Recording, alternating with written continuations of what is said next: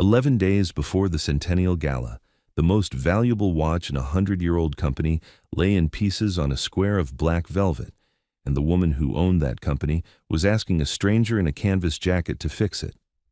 The offer of any price in the world would be answered within minutes by a request for Friday afternoons, and no one in that room understood why or what the asking would eventually uncover.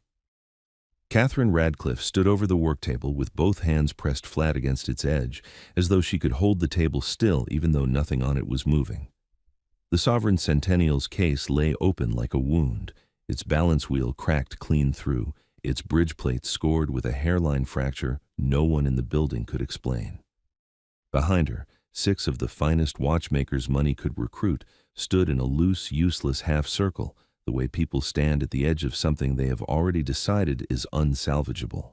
Catherine tapped her wedding ring twice against the table's steel lip, a small percussive habit she performed before anything difficult left her mouth. "The Centennial doesn't wait for anyone," she said, to no one in particular, because she had said it so many times in the last 3 days that it barely required a listener anymore. Isaac Whitaker had been standing at the threshold for perhaps 90 seconds, unannounced beyond Franklin Gentry's phone call that morning, his gray work jacket frayed soft at the left cuff, his hands loose at his sides in the particular stillness of a man who has already done a full day's work and expects no credit for it.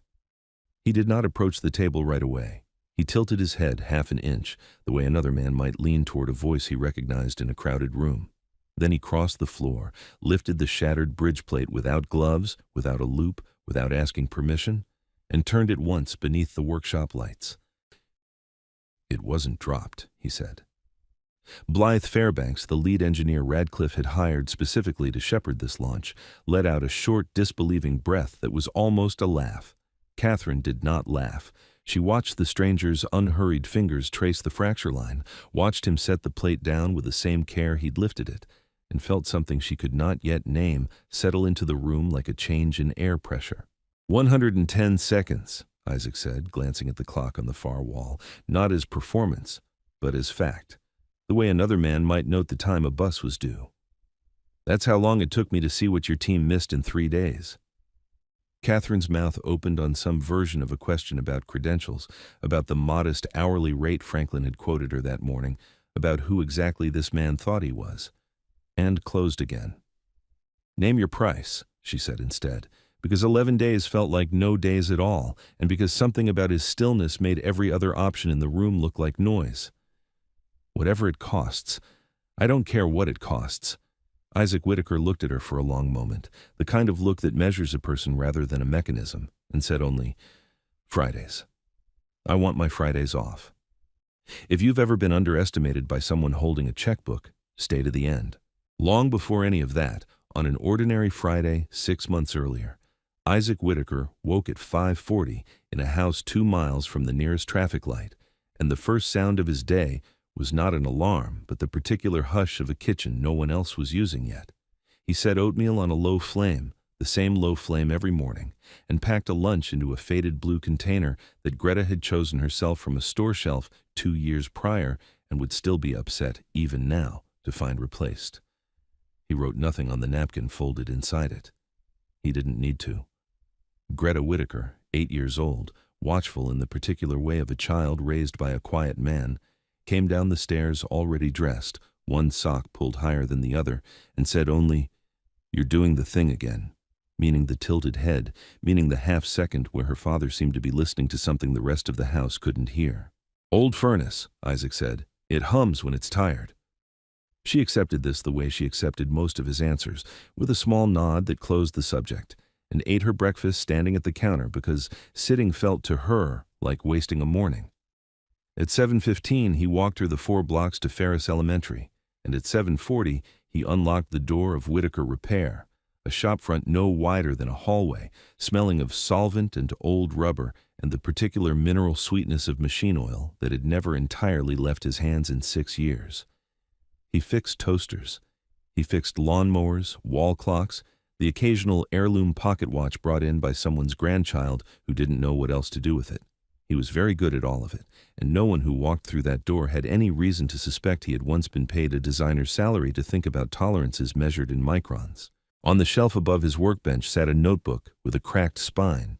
its pages full of a smaller, neater handwriting than his own, Rosalind's handwriting, dense with margin notes on patience and precision, written back when she still had the hands to write anything at all. He did not open it often. He didn't need to. He knew most of what was in it the way a man knows a room he grew up in, without needing the lights on. 6 years ago, a merger had folded his division into someone else's org chart, and someone else's name had gone onto the patent that bore his own tolerances down to the 4th decimal. He had not fought it. He had a 2-year-old daughter and a wife whose diagnosis had already begun rearranging every hour of every day that remained to them, and there had been no room left in him for a legal battle over a signature. Rosalind died 2 years after that, when Greta was 4, of the same illness that had taken 18 months to name itself and 6 more to finish. Isaac left the company's world entirely not long after, the way a man leaves a house that burned around him, taking almost nothing, leaving almost everything, keeping only the notebook and the habit of listening to machines the way other people listen to weather. By 4 that Friday afternoon, the shop's bell rang and Greta let herself in, dropped her backpack by the workbench leg, and sat on the stool that had been hers since she was old enough to reach it. She did her homework there most days, coloring in the margins when the numbers bored her, and Isaac worked beside her without speaking for the better part of an hour, the two of them sharing a silence that had never once felt empty. It was, by any measure that mattered to him, a good life, small, honest, entirely his own. The call from Franklin Gentry came on a Tuesday, 9 days before Catherine Radcliffe would stand over a shattered watch and offer a stranger anything he wanted. Franklin had been floor manager at Radcliffe Horology's restoration workshop for 31 years, had known Isaac's father before him, and had watched Isaac walk out of that building 6 years ago without ever quite believing the company deserved to survive the way it had treated him. "They broke something," Franklin said without preamble, because 31 years on a factory floor teaches a man not to waste breath. The centennial piece, nobody there can figure out why. He did not say come. He knew Isaac well enough to know that an instruction would only make him decline. He said instead, I told them I knew a man, and let the silence do the rest. Isaac arrived at Radcliffe Horology 2 days later, in the same gray jacket he wore to fix furnaces, sleeves rolled, collar plain, the frayed cuff visible the moment he lifted his hand to knock. The building itself had once been a foundry, its bricks scrubbed pale and its windows replaced with glass that cost more than most cars, and the lobby smelled of nothing at all, which is its own kind of expense. Blythe Fairbanks met him at the security desk with a clipboard and an expression that had already made up its mind. She was 36, sharp-jawed, hired specifically to shepherd the Centennial relaunch through its final stretch, and she looked at Isaac's cuff, his unremarkable haircut, the 10-year-old truck visible through the glass doors behind him, and said, "You're the subcontractor Franklin mentioned." "I'm the man Franklin mentioned," Isaac said. "I don't know what he told you I was." She did not smile. "He told us you fix pocket watches for retirees." She turned without waiting for a response, and Isaac followed her down a corridor lined with framed photographs of 3 generations of Radcliffes standing beside 3 generations of watches, until they reached a boardroom where 6 people sat around a table with the Sovereign Centennial's shattered remains under glass in the center, as though the glass alone might keep the situation from getting worse. Catherine Radcliffe sat at the head of the table, 44, dressed with the particular precision of someone who had learned early that appearance was itself a form of currency. She did not stand when Isaac entered.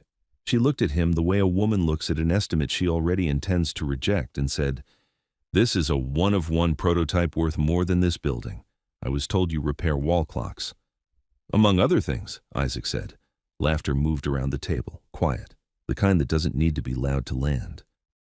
One of the senior engineers, a man Isaac never learned the name of, murmured something to his neighbor about liability insurance, and another added, just loud enough to be heard, that perhaps they should have called a locksmith instead. Catherine did not join the laughter, but she did not stop it either, which amounted to the same permission. She tapped her wedding ring twice against the glass case. "We have 11 days until the press preview," she said. "I don't have patience today for a courtesy visit." "I understand," Isaac said, and something in the flatness of his voice made a few of them stop laughing, though none of them could have said why. Franklin Gentry stood near the back wall, arms folded, saying nothing, watching the exchange the way a man watches a bet he already knows the outcome of. Blythe leaned toward Catherine and murmured, loud enough for half the room, that bringing in an outside hobbyist this close to launch was a reputational risk in itself, that if word got out a repairman off the street had been allowed near the Centennial piece, the story would write itself in every trade publication by morning. Catherine considered this, tapped her ring once more, and said, 5 minutes. If he touches anything without gloves, escort him out. Isaac had already crossed to the case. He had already lifted the lid. Nobody moved to stop him, because nobody quite believed, until it was too late to matter, that he intended to. He did not reach for tools first. He reached for silence. Isaac drew a stool to the table, sat, and set his hands flat on either side of the ruined movement without touching it, the posture of a man listening to a patient's chest before deciding where to press. Catherine watched this for perhaps 30 seconds before her composure demanded an explanation. "What exactly are you doing?" "Listening," Isaac said. "It's broken. It doesn't make sound." "Everything makes sound," Isaac said. "Even the absence of it tells you something, if you let it." He lifted the fractured balance wheel between 2 fingers, turned it slowly beneath the light, and set it down again with the same unhurried care. He picked up the escapement next. What remained of it, a scatter of pallet fork and impulse jewel, and a lever whose geometry had been machined a fraction of a degree off from anything he expected, and held it close enough to his ear that Blythe exchanged a look with the engineer beside her, the universal look of people watching something they've already decided is theater. An hour passed. Then 2. Catherine excused herself twice for calls she did not want to take in front of a stranger, and each time she returned, she found him exactly as she'd left him, unhurried, silent, turning some small fragment of brass and steel as though it might eventually confess something to him that instruments had already failed to extract. "This is costing us daylight," Blythe said at the 2-hour mark, not quite to Isaac, more to the room in general, the way people complain about weather. "We could have flown in a specialist from Geneva in the time he spent staring at a lever." "You did fly in a specialist from Geneva," Franklin said quietly from his post at the wall. 4 days ago, he couldn't tell you why it broke either." Blythe did not answer that. Isaac, for his part, had not looked up.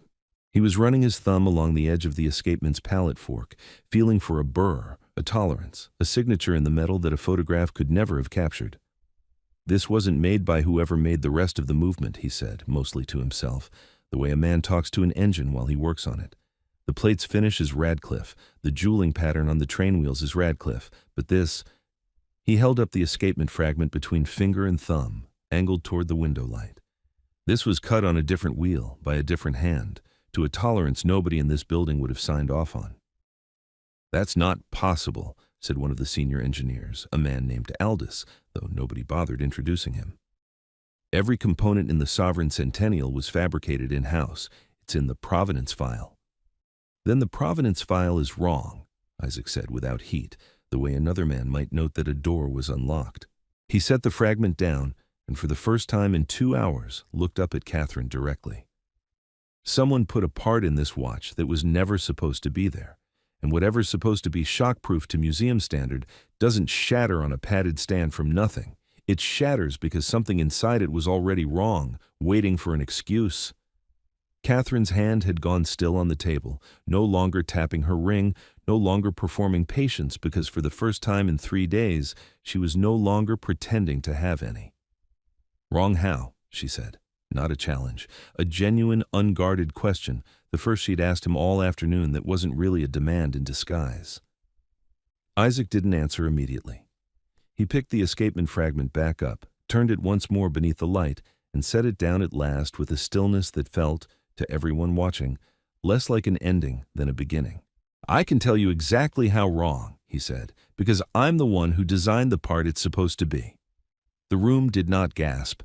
It did something quieter and more damning.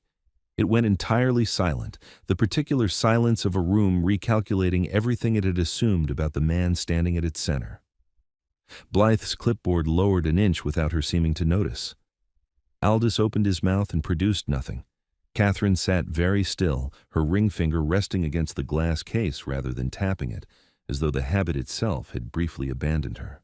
6 years ago," Isaac said, I was the movement designer who set the original tolerance on this escapement. 0.4 millimeters of play in the pallet fork. No more, no less. I chose that number myself, after 11 failed prototypes, because anything looser lost accuracy and anything tighter seized under thermal stress. It's not written down anywhere with my name on it. The patent that describes it belongs to someone else now. But I would know that tolerance by feel if you handed it to me, blind in a dark room, because I am the only person who ever had a reason to get it exactly that precise. He turned the fragment once more. This part isn't mine. It's a copy of mine, made by someone who had the drawings but not the reason behind the numbers. It's off by 6 microns, small enough to pass a casual inspection, large enough that under the exact vibration profile of a display case, it was always going to fail. He set it down for the last time. This watch wasn't dropped. It was never supposed to survive this long. Somebody swapped the part that makes it what it is, and then let time do the rest of the work quietly, so nobody would ever think to look. Catherine Radcliffe looked at the fragment, then at Isaac's frayed cuff, then, for a long moment, at nothing at all, the middle distance of a person revising in real time every assumption that had brought her to this room. "You built this," she said. It wasn't a question anymore. "You built the thing my grandfather's whole legacy is supposed to rest on, and no one in this company has ever known your name." "Some people knew it," Isaac said. "They just found it easier to forget." The silence that followed was not the silence of an ending. It was the silence of a much larger question opening beneath the floor of the room, one that would take far longer than an afternoon to answer. If the part was a forgery, who had made it, who had installed it, and who, 18 months and 1 merger later, had needed the Sovereign Centennial to fail badly enough to risk the company's own centennial to make it happen.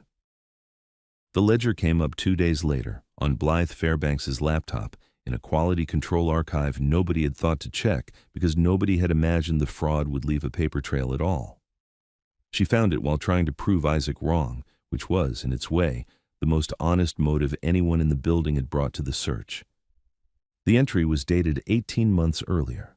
Escapement assembly, Sovereign Centennial prototype, component sourced per revised supplier agreement, reference patent number 114-6602-W. Blythe stared at the number for a long moment before she understood why it made her stomach drop. It was Isaac's patent number. Dormant for 6 years, filed under a name that wasn't his, on a component he swore he'd never touched since the day he walked out the door. She brought it to the boardroom with the particular grim satisfaction of someone who believes she has finally caught the thing she'd suspected all along. "He said he built the escapement," she told Catherine, sliding the printout across the table where Isaac and Franklin both sat. "And here it is. His own patent number on the ledger, on the exact date the part was swapped. He's not the man who was wronged. He's the man who authorized the substitution and blamed it on a ghost. Lawrence Harrington, the company's chief operating officer for the better part of 2 decades, stood at the head of the table with the calm of a man delivering news he has rehearsed. 52, silver at the temples, a voice that had spent 30 years learning to sound reasonable regardless of what it was asking for. "I don't think we need Mr. Whitaker's version of events," he said, not unkindly, which somehow made it worse. "The ledger speaks for itself. I'll have his subcontract terminated this afternoon. Unauthorized access to proprietary schematics, falsified authorship claims. We can have security escort him out before the board convenes, and put this behind us quietly before the preview." Catherine's hand rose to her ring, and for the first time all week, the habitual 2 taps didn't come. She looked at the printout, then at Isaac, whose face had not changed at all, whose hands remained as still and unhurried as they'd been over the shattered movement 2 days earlier. "That number's mine," Isaac said. "I haven't held a pen to a patent form in 6 years. Someone reused it. You don't accidentally cite a dormant filing on a supplier contract. Somebody with ledger access typed that number in on purpose because they needed it to point somewhere other than themselves." "That's a convenient story," Harrington said, "for the one man in this building with a motive to rewrite his own history." "I don't need to rewrite anything," Isaac said. "I walked away from all of it once already. I'm not here to take it back." Harrington did not answer that directly. He simply nodded to the two security officers waiting near the door, the kind of nod that assumes obedience rather than requesting it, and said the board would meet in 9 days rather than 11, given the sensitivity of the discovery, to formally settle the matter before the press preview. Catherine did not overrule him. She sat very still instead, turning the printout in her hands the way Isaac had turned the broken escapement, looking for a tolerance she couldn't yet name, while the room emptied around her and the clock on the wall kept counting down toward a launch that now had a lie buried somewhere inside its own history. A lie that, if left alone, would cost an innocent man his daughter's Fridays and let the real hand behind it walk free. Franklin Gentry did not raise his voice in the 9 days that followed. He simply drove home each evening to the small brick house he'd owned since before Isaac was born, went down into a basement that smelled of cedar and old paper, and pulled out 4 cardboard boxes that had not been opened in longer than Blythe Fairbanks had been alive. 31 years of floor logs, handwritten in triplicate the way the workshop had always required, before anyone trusted a database not to lose them. Supplier deliveries, component approvals, signatures beside every entry in ink that had faded but never vanished. He brought the boxes to the boardroom on the morning the board convened to formally end Isaac Whitaker's contract, set them on the table without ceremony, and said in the plain, unhurried voice of a man who had waited 31 years to say something that mattered, "Before anyone signs anything, I'd like the room to look at page 112. Catherine Radcliffe sat at the head of the table with the printout of Isaac's dormant patent number still in front of her, unable, in the 9 days since, to stop turning it over. The way Isaac had turned the broken escapement, looking for the tolerance that would explain how a good company had come to this. Lawrence Harrington sat 2 seats down, composed, a folder of his own closed in front of him, already prepared, she assumed, to move the vote along. She had not slept well in 9 days. She had tapped her wedding ring so many times against so many surfaces that the habit had begun to feel less like patience and more like a woman keeping her own hands from shaking. "Page 112, Franklin said again, and opened the second box himself, because no one else moved to do it for him. The page was a delivery log dated 18 months earlier in Harrington's own handwriting, co-signed beside a purchase order for a discount escapement supplier that had never appeared in any official Radcliffe contract. Beneath the signature, in the same ink, was a second entry, a note authorizing the reuse of an archived patent reference, Whitaker 114-6602-W, to keep the substitution from flagging an internal audit. Franklin turned the page, and the next. 31 years of physical records did not lie the way a digital ledger could be quietly edited. Each entry was witnessed, dated, and impossible to alter after the fact, because no one in 1994 had built a system anyone thought worth hacking. "I've had these boxes since before some of you were hired," Franklin said, his voice even without triumph, the voice of a man reporting a fact rather than winning an argument. "I kept them because paper doesn't get deleted by someone with the right password. Mr. Harrington approved a cheaper supplier 18 months ago. He signed for it himself. And when the substitution needed a name that wouldn't lead back to him, he borrowed Mr. Whitaker's because Mr. Whitaker wasn't here to object. Harrington's composure did not break so much as thin, visibly, the way ice thins before it gives. "This is a filing error," he said, "a clerical. There are 11 separate entries," Franklin said, "over 6 months, all in your hand, all co-signed by you. A clerical error happens once." The room had gone still in the particular way Isaac's earlier revelation had made it go still, except this time the silence had a different texture entirely, not wonder, but the cold, procedural quiet of a boardroom watching one of its own be undone by nothing more dramatic than ink on a page.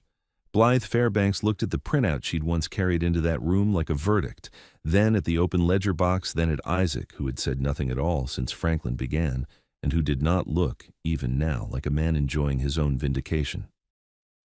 Catherine set down the patent printout at last. She did not tap her ring. She looked instead at Lawrence Harrington with an expression that had nothing performative left in it, the expression of a woman doing arithmetic she should have done 9 days or 18 months or perhaps years earlier, and reaching an answer she did not want. "Why?" she said quietly. "Would you need a cheaper supplier badly enough to fake a signature?" Catherine Radcliffe did not raise her voice, but the question landed with the flatness of something that had already stopped being a question and become an accusation. Lawrence Harrington opened the folder in front of him as though it might still contain an answer that helped him, found nothing there worth reading aloud, and closed it again. "I hold equity in the supplier," he said finally. "A minority stake. I approved the switch because it saved the company $400,000 a year across the restoration division, and because I believed the tolerance difference would never matter outside a laboratory."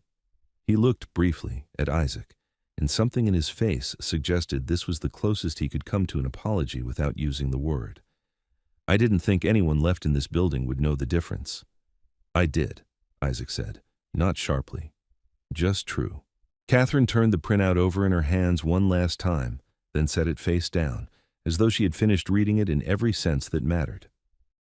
"You'll resign the board seat this afternoon," she told Harrington, in the same even tone she might have used to confirm a delivery date.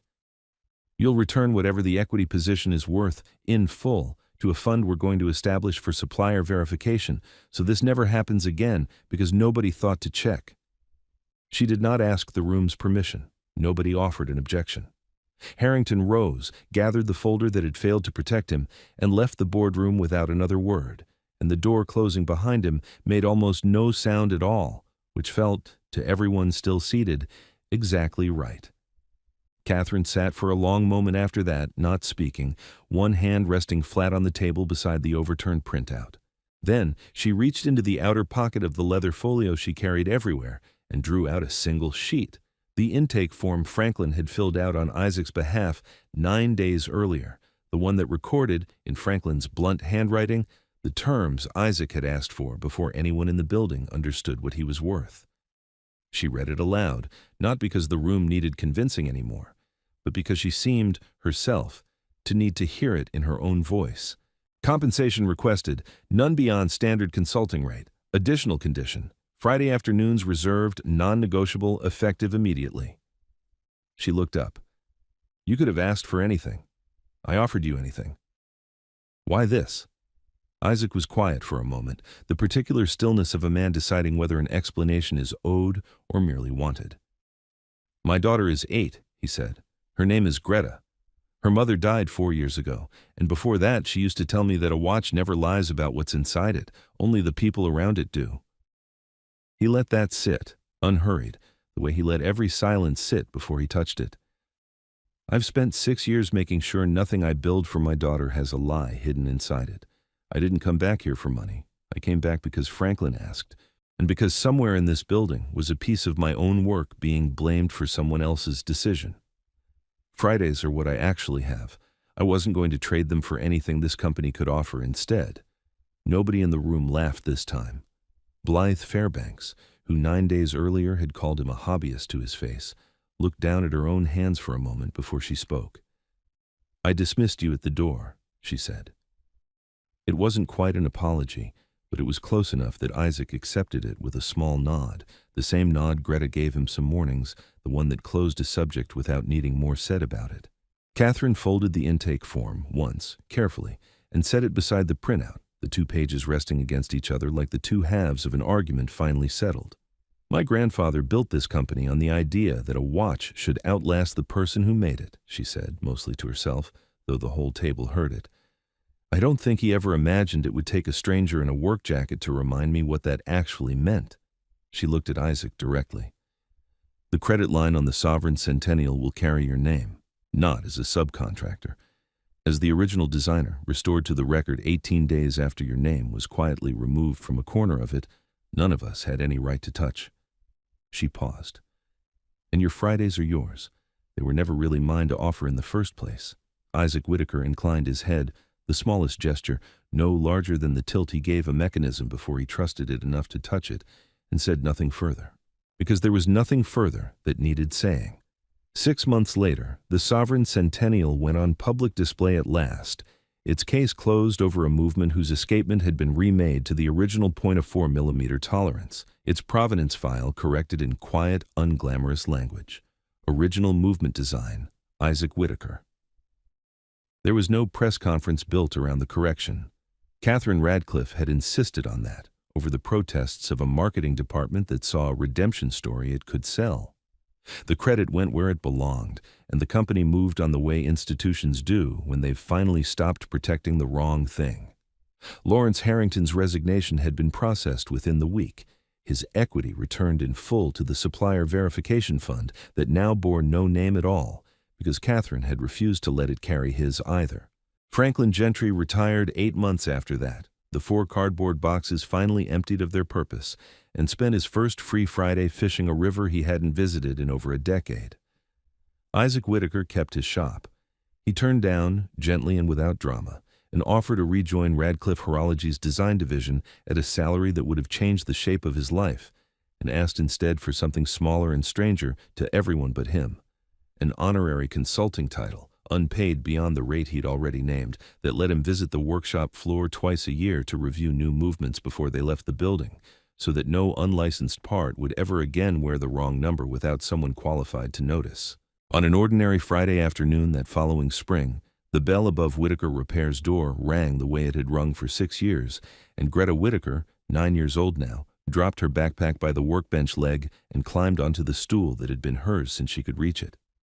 She had drawn a watch face at school that week, all crooked hands and too many numbers, and taped it, without asking, inside the lid of her father's toolbox where he would find it every morning before he found anything else. Isaac worked beside her in the quiet he had built his whole life around, the low hum of the shop's single lamp, the smell of solvent and old rubber that had never quite left his hands. He closed the Sovereign Centennial's smaller twin, a modest anniversary piece a longtime customer had brought in for cleaning, nothing rare, nothing worth a headline, and set it gently on the felt, the same unhurried motion he'd used on a Fortune 6 months earlier, and would use without any difference in care on whatever came through the door next. Greta looked up from her coloring. "Was it hard?" she asked, fixing the big one. "No," Isaac said. "The hard part was getting people to believe what was already true." She considered this the way she considered most of his answers, filed it away without further comment, and went back to her drawing. The shop was empty otherwise, quiet in the particular way of a room that asks nothing of the 2 people inside it. No one there to see the toolbox lid, or the closed case, or the man closing it, except the daughter who had always been the only audience he needed. If you believe quiet honesty is worth more than any number on a check, you already understand why he asked for Fridays.